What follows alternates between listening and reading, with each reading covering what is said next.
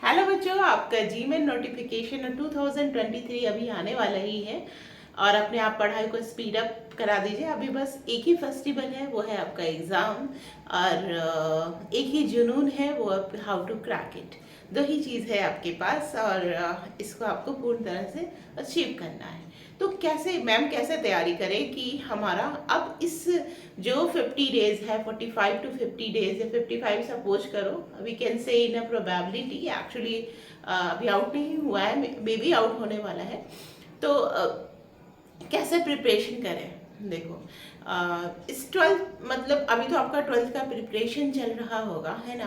तो 12th के preparation में कभी बोर्ड में है तो सिर्फ एनसीईआरटी आप कर रहे हो एंड कुछ एक्स्ट्रा आप नहीं कर रहे हो, है ना। Your complete concentration on board.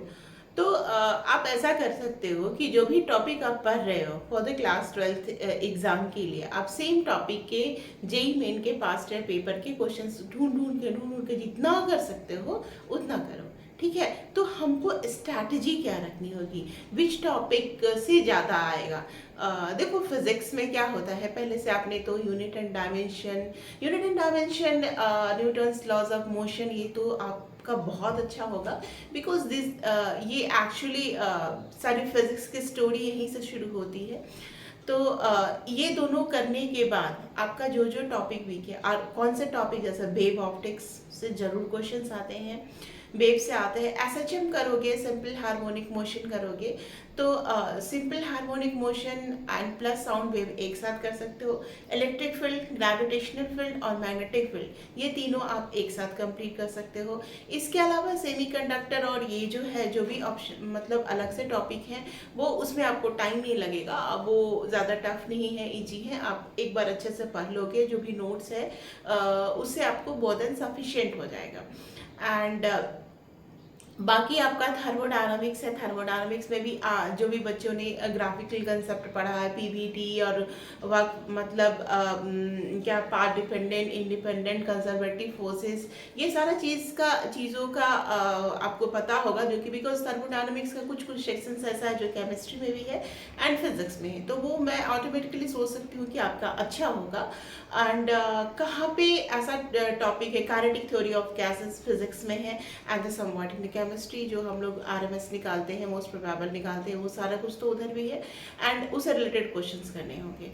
और केमिस्ट्री क्या है, जो केमिस्ट्री जो टॉपिक है, ये आपका स्कोरिंग सब्जेक्ट है। लास्ट मोमेंट में भी आपके स्कोर को, अगर आपका 25 आ रहा है तो 35 तक तो ही पहुंचा ही देगा। आप अगर एग्जाम के 4 दिन पहले भी सोच रहे हो कि आपका है, तो आपको इसको करना क्या है कि फिजिकल केमिस्ट्री में ऐसा सोच रही हूँ कि आप अभी तक आपका कंसेप्ट क्लियर हो गया होगा, रिडॉक्स पे, एंड फैक्टर पे, ऑक्सीडेशन रिडक्शन पे। तो ये चीज़ अच्छा होगा, तो बाकी फिजिकल केमिस्ट्री, इलेक्ट्रोकेमिस्ट्री हो गया आपका, केमिकल इक्विलिब्रियम में आने की इक्विलिब्रियम और केमिकल, ये सब कुछ आपका अच्छा होगा। लॉग एंटी लॉग ये सब तो आपको पता ही है सब निकालना, तो ये उतना टफ नहीं है। आप फार्मूला में डालोगे आ जाएगा।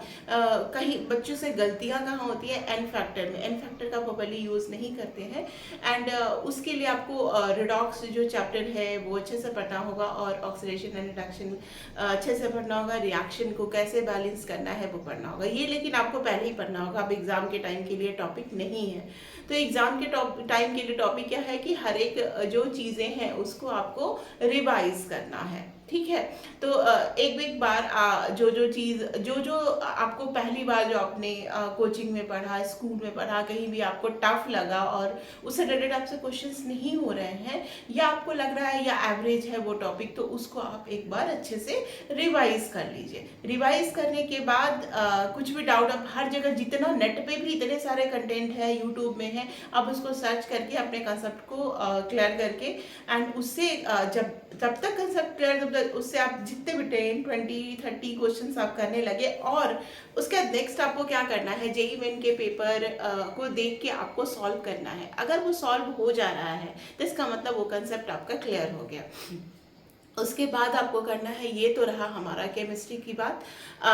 फिर ऑर्गेनिक। ऑर्गेनिक तो सबसे इजी टॉपिक है पूरी केमिस्ट्री में। ऑर्गेनिक में करना है, बच्चों को लगता है कि मैम इसको क्यों याद करें, क्यों रिएक्शन होगा, ऐसा मैकेनिज्म क्यों होगा, कभी वाटर बाहर निकल जाता है, कार्बन आयन बन जाता है, carbohydrate, why this is happening. तो हम आप जो आपके नोट्स दिए हुए हैं, आप नोट्स को अच्छी तरह से और एनसीईआरटी को जो बेसिक्स है उसको अच्छी तरह से पढ़ें। तो कभी कभी क्या होता है एनसीईआरटी में जो क्वेश्चंस होते हैं, वो एक क्वेश्चन के अंदर बहुत सारा चीज़ हिडन होता है लेकिन पता नहीं चलता है।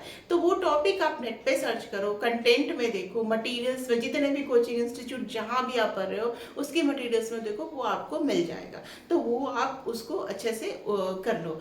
और ऑर्गेनिक ये जान लो कि ऑर्गेनिक केमिस्ट्री जितने नेमिंग रिएक्शंस हैं, जितने टेस्ट हैं, वो आपको कन्वर्जन करना आना चाहिए। जितने मैंने आपको ऑलरेडी बता रखा है कि जो भी लिंक के क्वेश्चन है, जैसे ए से बी बना, बी से सी, सी से डी, डी से ई, एंड ऐसा इसका स्टीरियोआइसोमेरिज्म ऐसा हो गया, फाइनली रोटेट करके ये कंपाउंड, ऐसे क्वेश्चन जरूर करने होंगे। जितने ऐसे हो सकते करो। इससे क्या होगा कि दो चीज़ होगा, आपको एक तो रिएक्शंस को कैसे लिखने वो पैदा होगा, जेई एडवांस का भी प्रिपरेशन हो जाएगा, जेई मेन का हो जाएगा। उसके अलावा जो नेमिंग रिएक्शंस हैं, जो सारे नेमिंग रिएक्शंस हैं वो ऑलरेडी आपको याद हो जाएंगे, टेस्ट याद हो जाएंगे। तो ऐसे क्वेश्चन आप 50, 60, 70 जितने पास्ट ईयर पेपर के हैं या जितने बुक्स में हैं वो सारे आप करो। फिर ये हो गया हमारा ऑर्गेनिक। इनऑर्गेनिक में क्या करना, जितने आपके सिलेबस में है, don't go beyond the syllabus. Syllabus के जितने हैं वो आपको एनसीईआरटी से, आप एनसीईआरटी से भी पढ़ लोगे तो भी हो जाएगा, या कोचिंग इंस्टीट्यूट के जो मटेरियल्स हैं, कंटेंट है, उससे आप पढ़ो। ठीक है, तो ये हो गई केमिस्ट्री की बातें। फिजिकल केमिस्ट्री हो गया, ऑर्गेनिक हो गया और इनऑर्गेनिक हो गया। And now we will come for the math sections. Math sections में बच्चों को हर्डल कहाँ होता है? देखो पीएनसी में कुछ क्वेश्चंस ऐसे होते हैं, जैसे इंटीजर सॉल्यूशंस वाले कुछ थोड़े से ये होते हैं, ट्रिकी होते हैं। वो सारे क्वेश्चंस का एक लिस्ट कर लो कि वो क्वेश्चन जेईई में आए हैं या नहीं है। जैसे make a list by yourself and उस क्वेश्चन को 5 से 7 आप उसको कर लो। हर एक टॉपिक में ऐसे एक लिस्ट बना लो कि किस किस से क्वेश्चन ज़्यादा रिपीट हो रहे हैं। तो वो अगर आप खुद ही कर सकते हो, बिकॉज हर स्टूडेंट का अलग अलग चीज़, किसी का कुछ स्ट्रांग होता है, किसी का कुछ वीक होता है ना। तो जो इंस्टीट्यूट में पढ़ाया जाता है वो कॉमन पढ़ाते हैं, बट हर एक स्टूडेंट अपने हिसाब से आपका कौन सा वीक है, कौन सा टॉपिक आपका स्ट्रांग है, तो उस हिसाब से आप एक पूरा शेड्यूलिंग कर लो। क्या करो, जैसा पीएनसी के मान लो कि 20 इस टाइप के क्वेश्चन आपसे नहीं हो रहे हैं, तो अब now just go in JEE के जो पास्ट ईयर के पेपर में जाओ और वहाँ देखो क्या उस टाइप के क्वेश्चन जो आपसे नहीं हो रहे थे, नहीं हो रहे हैं, ऐसा पूछा गया है, यस पूछा गया है, तो सारे क्वेश्चन को एक जगह कलेक्ट करो, है ना। कलेक्ट करो, आप कलेक्शन के बाद आप उस पर उस टॉपिक को पढ़ो और उसको करो। ठीक है, तो इस तरह से जैसे बायनोमियल के भी थ्योरम, जैसे मल्टीनोमियल में कभी कभी बच्चों को दिक्कत होता है, तो मल्टीनोमियल्स के क्वेश्चन से करो। क्योंकि ऐसा ये मत मान के चलो कि ये चलो इसको छोड़ देते हो जाएगा। There is a no shortcut method, success का कोई शॉर्टकट मेथड नहीं होता है। हाँ, क्वेश्चन कंप्लीट करने के लिए आपका ट्रिक एंड टेक्निक काम देता है, बट सक्सेस का कोई शॉर्टकट मेथड नहीं होता है। हमारे जैसे बहुत लोग हैं जो बहुत दिन रात मेहनत कर रहे हैं और अच्छा कर रहे हैं। तो आपको ये चीज़ खुद से बनानी होगी। फिर जैसे मान लो कि आप सपोज करो बायनोमियल में, बायनोमियल इससे टाइप के क्वेश्चन हमसे नहीं हो रहे हैं, है ना। Just make the least of that type questions. पूरे लिस्ट बनाओ, वो टॉपिक पढ़ो और उसको करो। जो नहीं हो रहा उसको छोड़ो मत, उसको करो, आपके पास टाइम है। फिर एग्जाम के 1 महीने के पहले की स्ट्रैटेजी अलग होगी, है ना। तो वो हम लोग फिर नेक्स्ट वीडियो में लाएंगे। तब तक चैनल को अगर नए हो तो लाइक, कमेंट एंड सब्सक्राइब करना मत भूलना और पढ़ाई मन लगा के करते रहना। Bye bye.